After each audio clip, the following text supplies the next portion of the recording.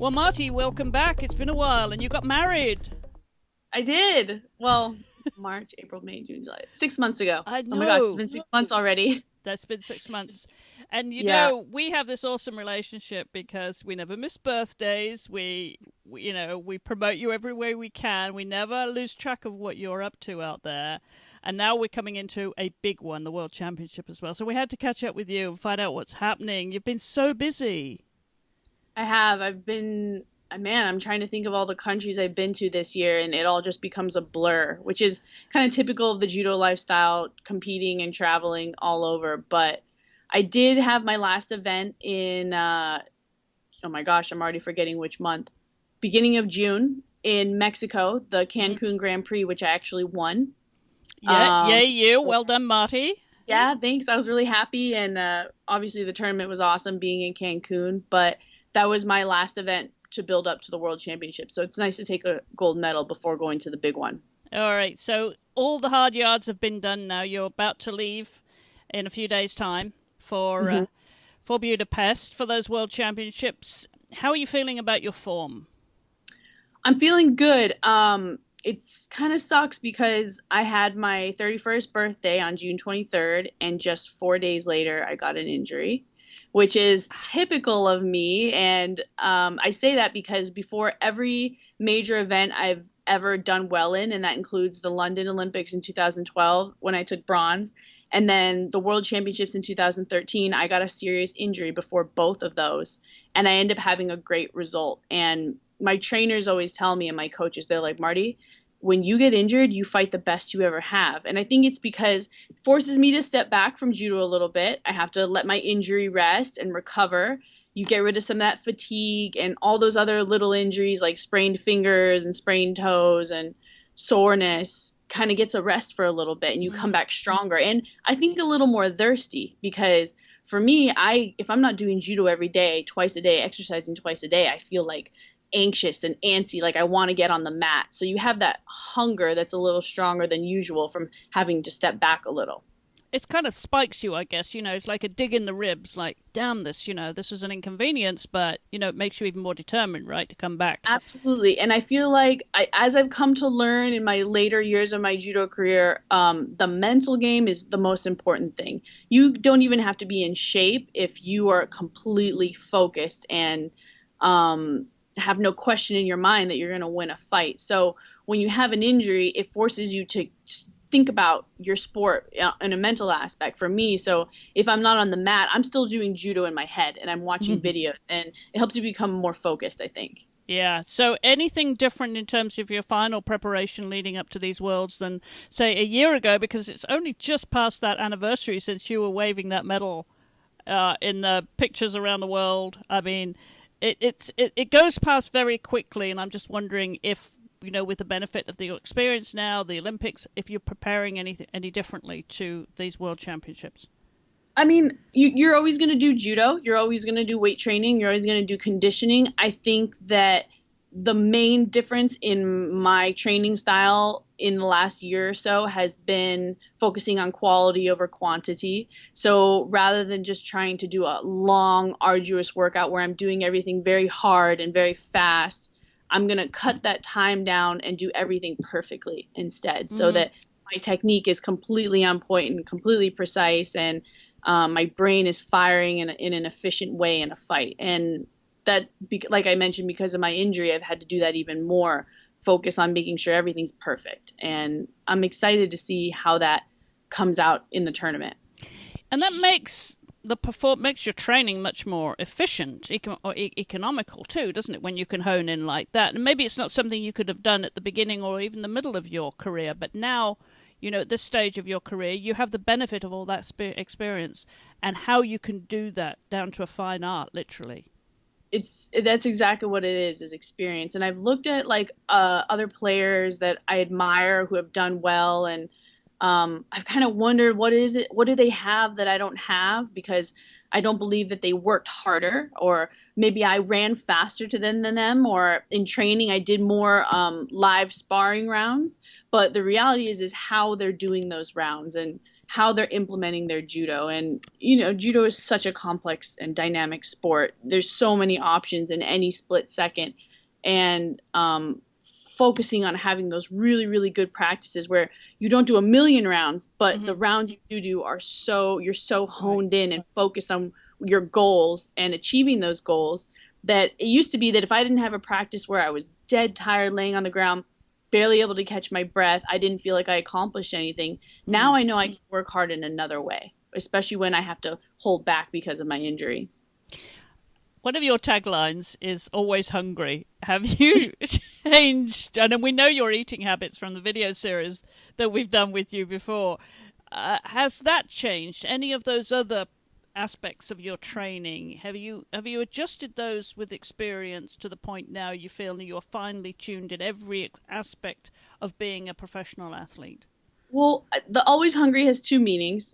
Always hungry meaning I'm always hungry to win, because to eat. To win and eat. Yeah, I think that's the most important mentality any athlete at any level, and I'm referring to beginner, intermediate, and success level, has to always think. Because if you become satiated and accept that, oh, well, I've won this and I've accomplished this, so I can kind of just like sit here at an even keel, is the wrong way to go. You have to always believe that you're the underdog and stay hungry to be on top. And it's crazy because I've had successes that I think that should have made me a little bit satiated, but it's never come. I always feel like there's more I can accomplish and that I'm capable of. And I think keeping that mentality is what keeps you focused, which is like, I guess, my word of the day, focus today.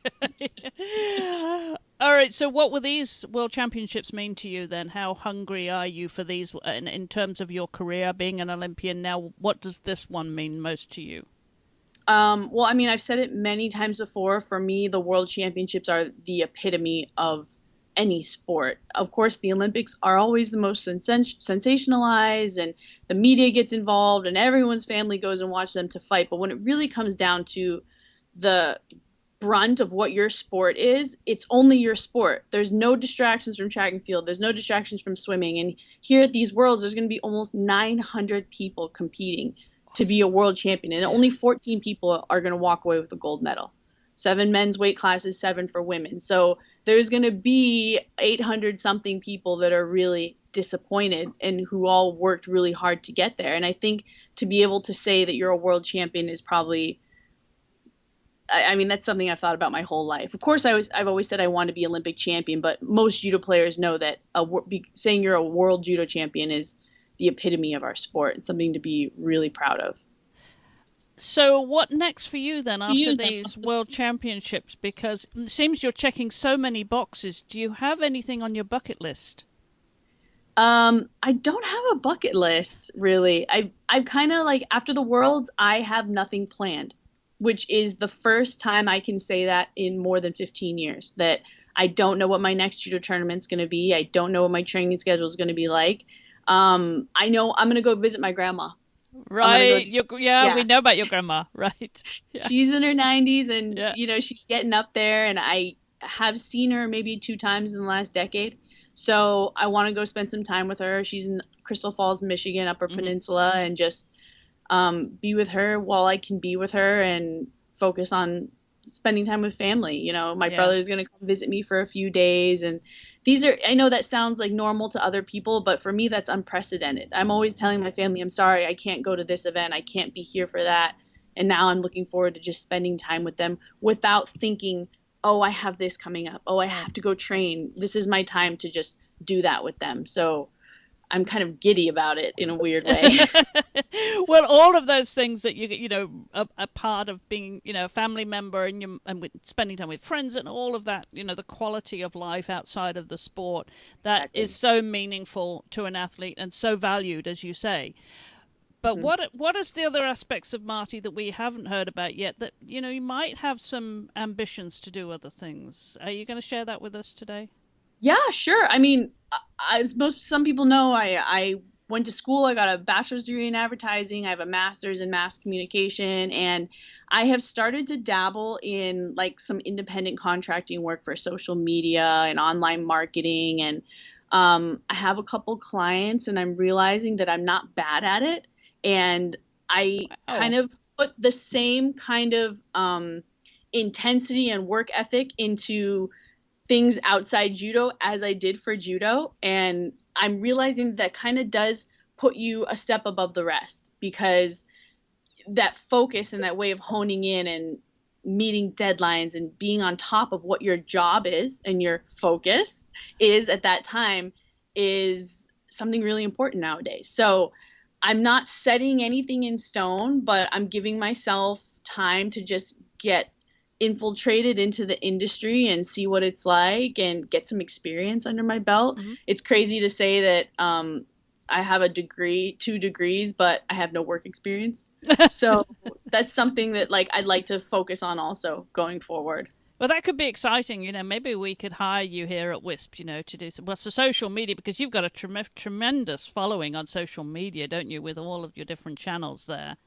I mean, compared to others, maybe not compared to those like fitness models and food guru traveling people, but for a judo player, I'm kind of impressed. Yeah, that many people are interested. And it also gives me hope for our sport. So, and doing that and representing yourself on social media gives you practice on the platforms to know what people like and how they react to different things. And taking that experience and putting it over into a corporate sense or a business sense is fun for me. I enjoy it. And I think that's the most important thing. Absolutely. The most important thing, of course. And, you'll have a value in that as that evolves. But it also is an interesting transition, because we often see athletes here, as you know, Marti, we give a lot of opportunities to women who are retiring in their sport who want to get into the media. And we watch them through that transition phase because they've built up their audience as an athlete. They have a community, they have social media following, and then suddenly they're not in the spotlight anymore. And their value may be, not recognized and not appreciated, because they then, fade into the shadows. So I think doing what you're doing is not only doing a service to yourself and giving you a second career, but it also does a service to women athletes and to the sport, doesn't it? Yeah, and I mean, social media is its own phenomenon, right? Yeah. When I started my undergrad in 2010 in advertising, I almost switched majors because I became a little bit, I don't know if depressed is the word, but disappointed in the industry. I don't like the idea of lying and selling things to people and convincing them that they need things that they don't. And I became really disappointed in the industry, but I finished it out and then went on to mass communications, and I realized that it's not about lying and deceiving. It's about making the choice about the messages that you send. And instead of being over the industry, I decided that I was going to be a faction of change to promote doing things in an honest way. And, everyone needs things. Everyone needs to buy things. Everyone is looking for information about the things that they need. And I think you can do that in an honest way. And I set out to say, you know what, I can be a part of the better side of that movement. That's a great attitude and work ethic, I think. Because not everyone has that, though, Marti. Do you think that comes from sport, being a professional athlete? I don't know. I had a lot of cognitive dissonance about it in the very beginning, about believing that I was an honest person and that I wouldn't mislead people intentionally, and then being involved in an industry that I think is much about that. And that was my way of getting over that feeling of thinking that was wrong, was, well, then do it the right way. I don't know if it was from, maybe it is from judo. You're always looking for a solution, right? The right solution. And that was a solution that sat right with me. Yeah. Awesome. Well, there's a lot to look forward to, though. But first of all, these World Championships, you're heading out there. How long will you be gone for? I'm going to leave on Friday the 25th. I'll be back September 3rd. So I'll get to watch the whole competition through and through. Fabulous. Yeah, fabulous. I'm excited. My team, the USA Judo team, we just finished a training camp in the Colorado Springs Olympic Training Center for 2 weeks, and they were great. Everyone was working hard, and we have a mix of older kind of veterans, including myself, and then we have an influx of young, even teenager age ones who are going to their first or second World Championships. So it'll be interesting to see who develops building into 2020. Yeah. That will be, and we'll watch that, of course, and follow you as we always do. And maybe we can circle back when you get home and you can tell us all about it. And before you hit the beach and your second career, or at least test out your second career. Yeah, before I dip my feet in. Before you dip your feet in, literally, yeah, absolutely. Well, Marti, it's always a great pleasure catching up. Always love catching up with you. So thanks for taking the time to do this. And, of course, the very best of luck out there. We will be cheering you on from here and retweeting and everything else. Awesome. Thank you. I appreciate the support. And if you want to watch live, IJF, International Judo Federation.org, has links to watch the entire tournament live streaming. So Wednesday, August 30th is the day I fight. I was wondering about that too. Glad you threw that in there. August the 30th. All right. We will be watching, of course, Marti. Thank you so much for taking the time. The very best of luck out in Budapest. My pleasure. Thank you.